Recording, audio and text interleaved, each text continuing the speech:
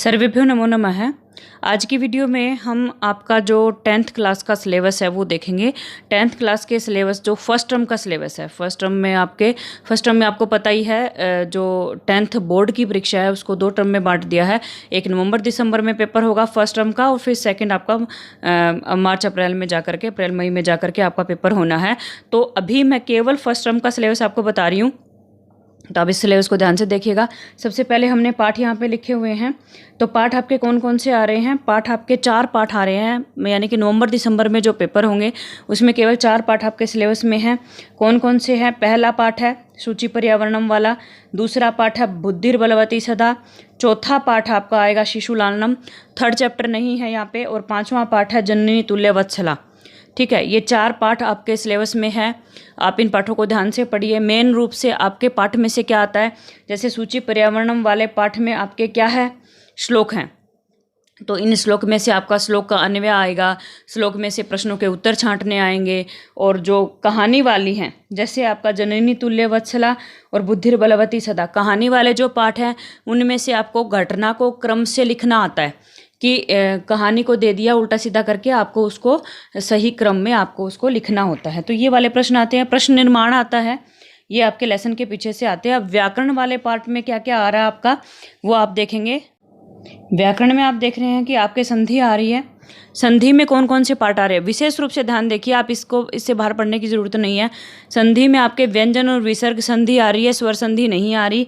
और व्यंजन संधि में भी जो नियम है वो केवल 2 ही नियम आ रहे हैं कि प्रथम वर्ण का तृतीय वर्ण, पहले वर्ण का तृतीय वर्ण कैसे बनेगा। पहला वर्ण मतलब जो क होता है, क को ग कैसे बनेगा, क ख ग, ग तीसरा होता है ना, तो ग कैसे बनेगा। इस तरह से पहले का तीसरा कैसे बनेगा, और पहले का पांचवा कौन सा होता है आपको पता है।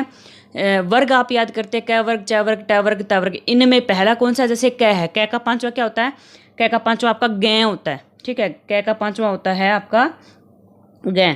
तो कै को गै कहाँ बनेगा, क्यों बनेगा, ये 2 नियम आपको याद करने हैं कि पहला वर्ण जो है उसको तीसरा कब बनेगा, कैसे बनेगा, और 5वां कैसे बनेगा। व्यंजन संधि में केवल 2 नियम, विसर्ग संधि में भी आपके 2 ही नियम हैं कि विसर्ग को ऊ का मतलब ओ जहाँ बन रहा होता है। ठीक है, विसर्ग का ऊ कैसे बनेगा, और विसर्ग के स्थान पे तीनों श जो है वो कहाँ कहाँ पे बनेंगे और कैसे बनेंगे।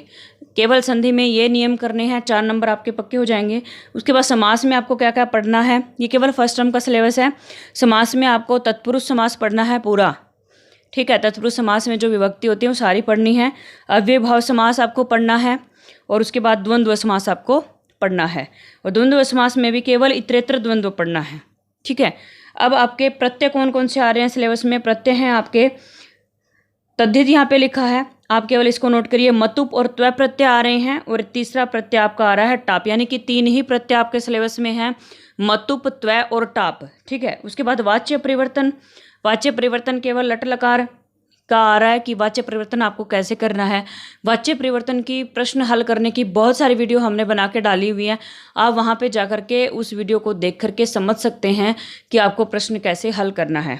ठीक है, उसके बाद समय आ रहा है आपका। समय तो बहुत ही आसान टॉपिक है, बहुत ही आसानी से आपके 4 नंबर पक्के हो जाते हैं समय के टॉपिक में। और उसके बाद है अव्यय। ठीक है, अव्यय कौन कौन से हैं, फालतू नहीं पढ़ना है, जो यहाँ पे लिखे हुए हैं केवल वही अव्यय पढ़ेंगे आप, उससे ज़्यादा अव्यय आप नहीं पढ़ेंगे। ठीक है, इन सब का मीनिंग और ये अव्यय पढ़ेंगे। उसके बाद अशुद्धि संशोधन, वाक्य होता है उसमें कुछ गलतियाँ करके लिखी होती हैं और आपको उसको ठीक करके लिखना होता है। ठीक है, और उसके बाद क्या है, प्रश्न निर्माण आ रहा है आपका। ठीक है, और उसके बाद आपका शब्दार्थ चयनम, कि सही शब्दों का अर्थ चयन करना है। मतलब वाक्य आपको दे देते हैं और उस वाक्य में से पूछा जाता है कि इस शब्द का अर्थ बताओ, और पिछले साल तो ऑप्शन भी दिए गए थे कि इसमें से सही शब्द का सही अर्थ क्या है, चुन के लिख दो, 3 ऑप्शन में से एक छांट के लिख दो। तो बहुत ही आसान प्रश्न होता है, जो आपकी बुक होती है उसी बुक में से ये वाक्य छांटे होते हैं, शब्द छांटे होते हैं, जो बहुत ही नॉर्मल से होते हैं। ठीक है, तो इस तरह से आपका ये सिलेबस है 10th क्लास का, आप इसको नोट कर लीजिए। और अगर ये वीडियो पसंद आई तो लाइक शेयर और सब्सक्राइब कीजिए, और इससे संबंधित जो भी सुझाव हैं वो आप हमारे कमेंट बॉक्स में लिख सकते हैं। धन्यवाद।